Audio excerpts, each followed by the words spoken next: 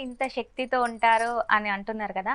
మరి ఆడవాళ్ళు ఏదైనా ఇట్లా శాపంలాగా అన్నప్పుడు అది రియల్‌గానే తాకుతుందా అండి? తప్పనిసరిగా అది ఇందాక చెప్పాను కదమ్మా. హ్మ్. ఏవైతే శాపం అంటే చెప్తాను ఒక మాట. నేను ధర్మంగా ఉండి ఎదుటి వాళ్ళు ధర్మం తప్పితే మాట్లాడితే అది శాపం వాళ్ళకి ఫలిస్తుంది. ధర్మంగా లేకుండా మాట్లాడితే నేనే ధర్మంగా లేను. నేను 100,00,00,000 తిన్నాను. నా దగ్గర ఒకడు ₹1,00,00,000 తిన్నాడు. ₹1,00,00,000 తిని తీసుకొని పోయాడు. వాడిని నేను తిడతాను. వాడు పాడైపోతాడు. వాడు నాశనం అయిపోతాడు అంటే ఎంతవరకు కరెక్ట్ అది? మనమే నాశనం అయిపోతాం. అంతే కదా! ఇప్పుడు అంతే. మనమే నేనే ధర్మంగా లేను. ఎవరి దగ్గరో కొట్టుకొచ్చేసా 100,00,00,000. నా దగ్గర నుంచి ₹1,00,00,000 ఒకడు తీసుకుపోతున్నాడంటే నోరు మూసుకొని పడి ఉండాల్సింది. అంతకుమించి చేయగలిగింది ఏం లేదు. అంతే అండి. కాబట్టి ఏదైతే ఉందో అదే ఆచార వ్యవహారాలు పాటిస్తూ ఉంటే తప్పనిసరిగా ఒక శక్తి అనేది వస్తుంది. ఇప్పుడు దేవతా విగ్రహం కూడా అంతే కదా! ఎన్నో వేల సంవత్సరాల క్రితం దేవాలయాలు కడుతున్నారు. వాటికి పూజలు పునస్కారాలు లేకుండా వదిలేస్తున్నారు. అవునండి. అది కొంతవరకు శక్తి మేరకు ఇప్పుడు ఓ చిన్న పిల్లవాడు ఉన్నాడు. భోజనం పెడుతూ ఉంటాం. వాడు పెద్దవాడు అవుతాడు. అవును. అవునా? అలానే పెద్దవాడైన తర్వాత వాడు పెద్దవాడైపోయాడు కదా! వాడు భోజనం అక్కర్లేదని చెప్పి వదిలేస్తామా? వదిలేయమండి. అలానే దేవతలకు కూడా అంతేగా. అంతేనండి. అలానే మనుషులకు కూడా ప్రతి ఒక్క వ్యవహారంలో కూడా అలానే పాటించాలిగా మనం. పాటించాలండి. స్త్రీ శాపం అనేది చాలా ప్రమాదకరమైనది. దేనికి అంటే చెప్తాను. చూడండి, దీనికి విషయం తెలిసినటువంటి పండితులో, వేదం చదువుకున్నటువంటి పండితులో, జ్యోతిష్కులు వీళ్ళెవ్వరూ అక్కర్లా. ఒక మారుమూల పల్లెటూరుకి వెళ్తే పాపం ఎలా వస్తుంది, ఈ వంశం ఎలా వినాశనమైంది అని చెప్పి ఎవరినైనా అడిగితే ఆడదాన్ని ఉసురు పోసుకున్నావురా అంటాడు. అవునండి.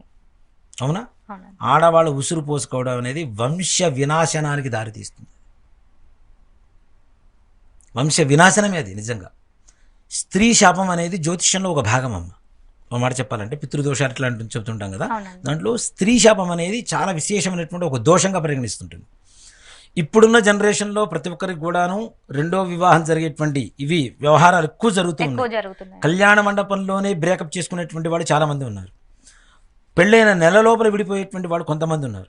సంవత్సరం పాటు కలిసి ఉండి కూడాను ఏ రకమైనటువంటి రిలేషన్ లేకుండా విడిపోయేటువంటి వాళ్ళు కొంతమంది ఉన్నారు. అవునండి. పెళ్ళైన 40 సంవత్సరాల తర్వాత కూడా మరలా వీళ్ళు మాకు నచ్చట్లేదని విడిపోయేటువంటి వాళ్ళు కొంతమంది ఉన్నారు. రెండో వివాహ యోగం ఆ వంశంలో జరుగుతుంది అంటే పూర్వకాలంలో వీళ్ళ వంశీకుల వల్ల ఎవరో స్త్రీ అత్యంత హింసపడినటువంటి ఘటనలు జరిగి ఉంటేనే భవిష్యత్ తరాల్లో వికళత్ర యోగం అంటారు జ్యోతిష శాస్త్రంలో. ఆ భాషలో వికళత్ర యోగం అంటే రెండో వివాహ యోగం. అది పురుషుడు కావచ్చు, స్త్రీ కావచ్చు. తప్పనిసరిగా రెండో వివాహ యోగం జరుగుతున్నది అంటే ఆ వంశంలో స్త్రీ శాపం ఉన్నది అని ఖచ్చితంగా చెప్తాం. అంటే స్త్రీకి జరిగినా గానీ స్త్రీ శాపం ఉన్నట్టేనా అండి?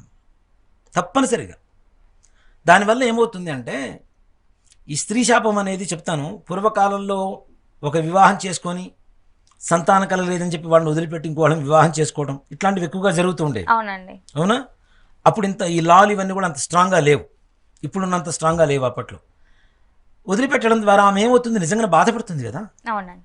ఆ వంశంలో పెళ్లి చేసుకున్నాడు, వంశానికి చెందిన స్త్రీ అయిపోయింది. అవును. ఆ వంశానికి చెందినటువంటి స్త్రీ బాధపడుతూ ఉంటే వంశాభివృద్ధి ఎక్కడ కలుగుతుంది కలగదండి. కదా. కాబట్టి స్త్రీ శాపం అనేది పూర్వకాలంలో బాగా స్ట్రాంగ్గా ఉంది. ఇప్పుడు శపించడం అంటే నిజంగానే మనం కరెక్ట్గా ఉంటే శపిస్తే గ్యారంటీ జరుగుతుంది. మనమే కరెక్ట్ లేకుండా శపిస్తే ఏం దానివల్ల ఉపయోగం ఏముంది? మనం తప్పు చేస్తాం, ఎదురువాడు తప్పు చేస్తే శపిస్తామంటే అది కరెక్ట్ కాదు కరెక్ట్ కదా. కాదండి. మనం కరెక్ట్గా ఉండి ఎదురు వాళ్ళని శపిస్తాము, వాళ్ళు తప్పు చేస్తున్నారు, నేను మంచిగానే ఉన్నా అనుకున్నప్పుడు మాత్రం తప్పనిసరిగా ఇది తగులుతుంది. ఆడవాళ్ళు శపించడం అనేది, స్త్రీ శాపం అనేది తప్పనిసరిగా జరుగుతుంది. దానివల్ల భవిష్యత్తులో సంతాన యోగం కలగదు, వివాహ యోగం ఆలస్యం అవుతూ ఉంటుంది. వివాహం అయినా కూడాను రెండో వివాహం జరిగేటువంటి ప్రమాదకరమైనటువంటి సంఘటనలు జరుగుతూ ఉంటాయి. మానసికమైనటువంటి అస్థిమితత, ఇప్పుడు ఎక్కువగా మెంటల్ డిప్రెషన్కు లోనవుతుంటారు చాలామంది. సెన్సిటివ్, కంప్లీట్ సెన్సిటివ్, చిన్న విషయానికి ఎక్కువగా ఆలోచిస్తూ ఉంటారు. అంతేకాకుండా మెంటల్ డిప్రెషన్, ఆలోచించి డిప్రెషన్లోకి వెళ్ళిపోతుంటారు. ఆత్మన్యూనత అంటాం దాన్ని. ఆ స్థితిలోకి వెళ్ళిపోతుంటారు. ఇవన్నీ కూడా స్త్రీ శాపం వల్ల కలుగుతుంటాయి.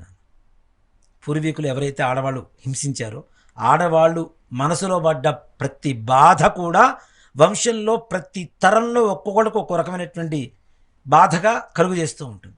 కాబట్టి ఆడవాళ్ళ ఉసురు కొట్టుకోకూడదు అనేది ఇది సంపూర్ణమైనటువంటి నిజం. స్త్రీ శాపం చాలా చాలా ప్రమాదకరమైనటువంటిది. నాగుపాము కాటేస్తే పోతాడో లేదో తెలియదు కానీ స్త్రీ శాపం తగిలితే మాత్రం ఆ వంశం వినాశనం పొందడం మాత్రం